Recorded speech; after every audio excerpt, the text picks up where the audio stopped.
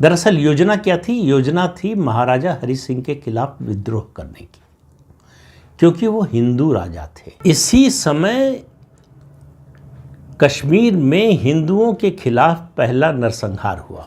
सैकड़ों लोग मार दिए गए, जिंदा जला दिए गए, नदी में फेंक दिए गए, महिलाओं के साथ बलात्कार हुआ। कश्मीर के खानकाह मोहल्ले में एक जनसभा का आयोजन हुआ और इस जनसभा में और लोगों के अलावा 2 लोगों की तकरीर हुई, भाषण हुए, शेख अब्दुल्ला और अब्दुल कादिर की। अब्दुल कादिर ने भड़काऊ भाषण दिया और सीधे सीधे ऐलान किया कि महाराजा के खिलाफ विद्रोह करना है और इसके लिए विद्रोह करने के लिए कुरान का हवाला दिया गया। कुरान के नाम पर लोगों से अपील की गई। शेख अब्दुल्ला ने कहा कि कोई काफिर मुसलमानों का राजा कैसे हो सकता है? इस्लाम और कुरान इसकी इजाज़त कभी नहीं दे सकते। और इसके अलावा क्या अपील हुई? अपील हुई गोहत्या की। और उसके बाद दंगा शुरू हो गया।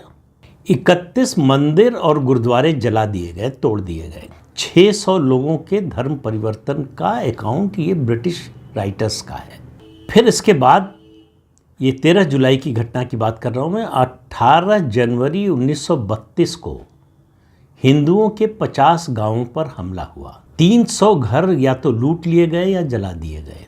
सेना को बुलाया गया, तब तक बहुत देर हो चुकी थी, बड़ा नुकसान हो चुका था। लेकिन 13 जुलाई की इस घटना के बाद जब दंगा शुरू हुआ तो अब्दुल कादिर और शेख अब्दुल्ला और उनके साथियों के खिलाफ राजद्रोह का मुकदमा दर्ज हुआ। मुसलमान फिर सड़क पर उतर आए। स्थिति ऐसी हो गई कि न्यायिक प्रक्रिया जेल से चलाई जा रही थी। जेल में मामले की सुनवाई हो रही थी। जेल से अदालत की कार्यवाही चल रही थी। मुसलमानों ने सेंट्रल जेल को घेर लिया और जबरन अंदर घुसने की कोशिश करने लगे।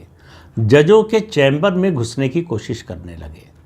पुलिस ने रोकने की कोशिश की, पुलिस पर पथराव हुआ।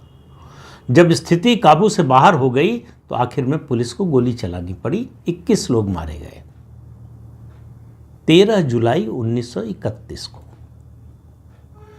तो जो दंगाइयों ने किया वो सब पीछे हो गया।